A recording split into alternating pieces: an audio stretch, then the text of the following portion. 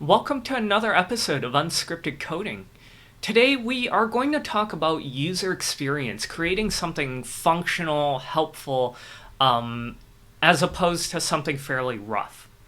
Now, for those of you who followed this channel, this is our Microsoft Word author changer.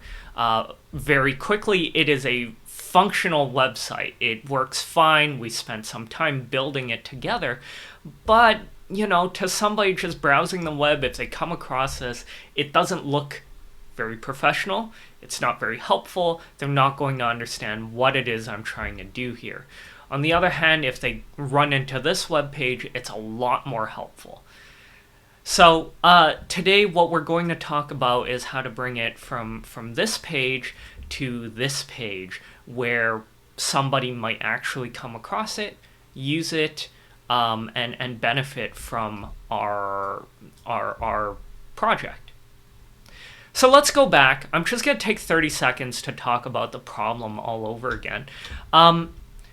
We have these Microsoft Word files, and depending on whether you use them heavily in the office, you might come across this problem in which you leave a lot of comments on the side. You might be a teacher, you might be a lawyer, you might be a business person. You're just leaving comments in a document.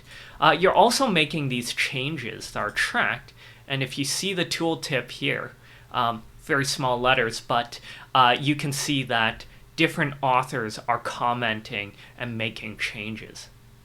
Now, the real problem is that sometimes these guys all mean the same person, but for whatever reason, there's a space here, no space here, there's my name there, and it gets very, very confusing as you start using your personal computer, your mobile device, and they all have slightly different names. Believe me, it happens a lot. And what our tool does is it just consolidates all the names so that it's all one single name all the way through, not super confusing anymore. And of course, there could be 2 or 3 or 4, and sometimes with these longer documents, I've seen it personally, it will go into the hundreds of authors. That's an exaggeration, but dozens of authors, very, very difficult to keep track of. And so what we did was we allowed you to upload the file, list out the authors, change names, and then download the file. It works, it's great, but it's pretty rough to look at. And so what I did today was actually change it up a little.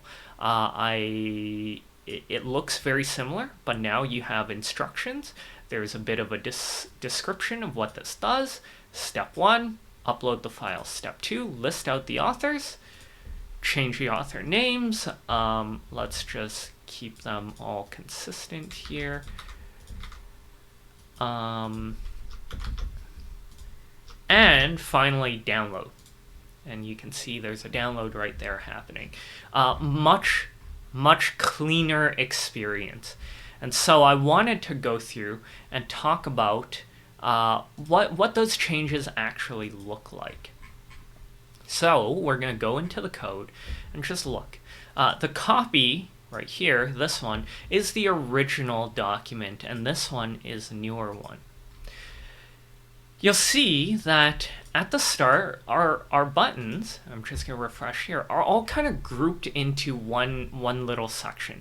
There's no step 1, step 2, step 3. And furthermore, a real problem is that these buttons are both enabled. I could try and click change authors. It does nothing because there's no file, there's nothing in the chart here.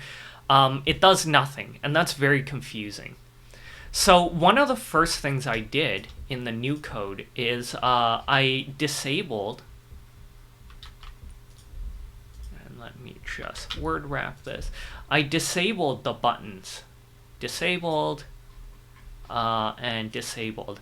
Adding this to the button means that you can't even click it until you're done step 1 or step 2, and that clarifies a bit of what you're supposed to do. Now, the other thing you'll notice is, of course, I've staggered them out differently. So we'll go into code again. And what I did was I created a container class. This is using Bootstrap. And I created a separate row for each of these steps. And so you'll find that this input gets its own row, this button gets its own row. And if you use Bootstrap and you leave, say, the button alone in the row, it just stretches out for the whole, across the whole path. So we put in these grids and columns to make sure that they're not, gigantic size. And I think it looks pretty good right now that they're both kind of consistent sizes. They're both small kind of buttons. And they each get their own row. Now, the other thing you're going to notice, of course, is that I added labels for each of the inputs. This was the next step that I did, other than segregating them and disabled them. I wanted to explain what the steps were. Now, I fiddled with the language a little bit here and there before deciding step 1, step 2, step 3. Chances are this is a pretty niche kind of usage. People aren't going to need this day to day. It's not going to go into their muscle memory. So I think it's very appropriate to just lay out the instructions and have them read through it every time. This will be very different if you're creating, Snapchat or Instagram, where, people are so used to it, they'll have done it 1,000 times that they don't need the instructions in their faces every time. But in this case, you're going to use this, once a month, even if this is a use case that you're regularly you're seeing at work. So longer descriptions, bolding, regular font, that all helps. Okay. Finally, the last little bit that I did was fix the header and footer. These are just atrocious. I just stole them from my regular template. I have no clue why I keep using this primary blue. It's hideous in my opinion, and it just doesn't make a lot of sense. I decided to go with a muted gray color. This is just kind of, I'm seeing it in ChatGPT, the lots of blank space. You can tackle this in many different ways. You can throw some logos, you can throw some images, you can change the formatting, but I kind of really like this muted gray look, and it kind of gives it its own space, but it also, the slightly muted gray means that the next time you use it, you're just going to jump straight into the instructions. So personal preference, you may hate it, but I personally think it's a vast improvement from this blue color. And I also threw in my buy me a coffee footer, just because, every dollar counts, and putting this up online, if somebody wants to chip in a couple bucks, this is a good way to make it available. But it's at the bottom, it's out of the way. Hopefully it's not too much of a distraction. Okay, the other change that I think might escape you is that this table that we have here is always visible, but not here. So originally I had it here at the bottom, always visible, but it's not helpful to do so. So right now you actually have to go drag the file, list the authors, have it crunch through the authors before showing you the list. And I think this is really helpful because you're going to see the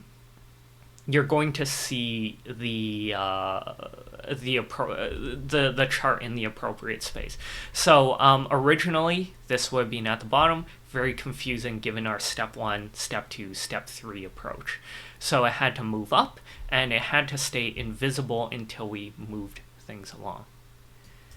Now, these are all actually really simple concepts, and sometimes the first time you do it, the second time you do it, it's really hard to think through. But as you start doing more of these simple apps, you're going to get used to it. You want to block out and focus people into what you want them to do. So one of the first ones is, there's only one button for them to click, or two, I guess.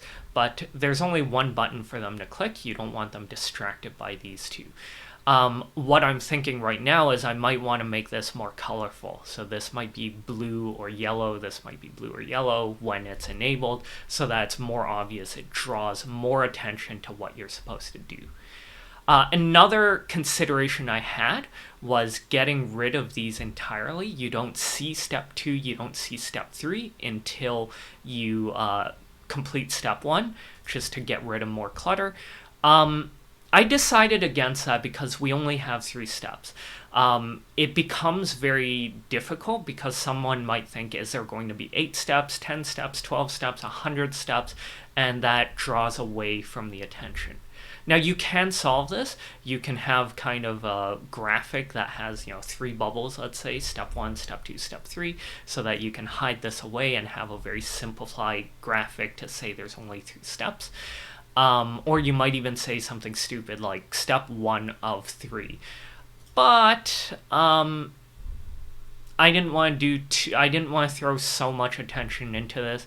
Between this document to this, it was maybe 10 minutes of work to get it all nice and clean. So depends. There are nicer ways to do this. I'm thinking the color is one that is very much worthwhile to do. Anyways, I wanted to show you guys one last thing before I finish up this video. It's that the code, you do need to enter a bit of the JavaScript code. And so in this case, each time you do something, you're going to move to a next step, enable buttons, show things. This is like very simple JavaScript. You find the button, you change disabled to false. Here, you change a disabled to false, you remove the class that makes the table invisible. Because each step already has significant code, it's fairly simple because you just tack these on to the very end of what's supposed to happen here. So at the end, after you choose and it parses the file, you also make this visible. When you click this button, you make this visible and you make the chart visible, and this might be easier to visualize. So right now you can't do anything. I drag a file in there. There is a listener that also makes this visible. So let me find it right here.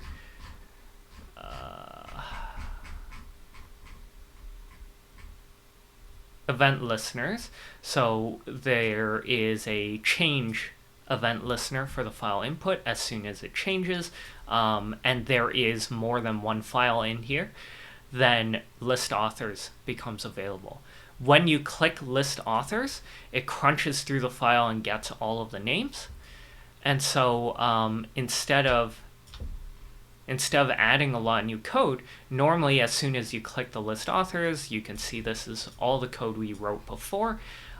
Instead, now at the very bottom,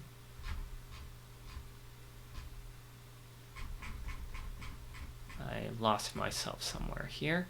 At the very bottom, we have show the author table, show the change button.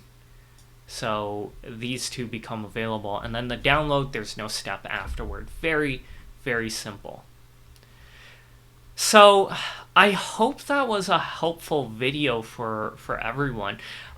We love to build tools that look like this in our channel because this is the quickest way. You don't want to start dealing with user interface. You don't want to start dealing with how it looks when you're still trying to get the basic features done. But when you actually get something functional and helpful, you got to think about how other people are going to use it because it's very hard. I'm looking at this and going, I have no clue what I'm supposed to do here, and I step into the shoes of somebody that's never seen it, that didn't see our video, that doesn't understand it. Very unhelpful. They're going to move on. On the other hand, when they see this, makes a bit more sense, works a bit better than this. And then you can keep getting better and better. You can embed videos, you can put more graphics, you can put more colors to try and make this really appealing. So user interface, user experience is something that we don't talk a lot about in this channel, but we really should because it's quite important. Anyways, we will see you next week with another project. Thanks for watching.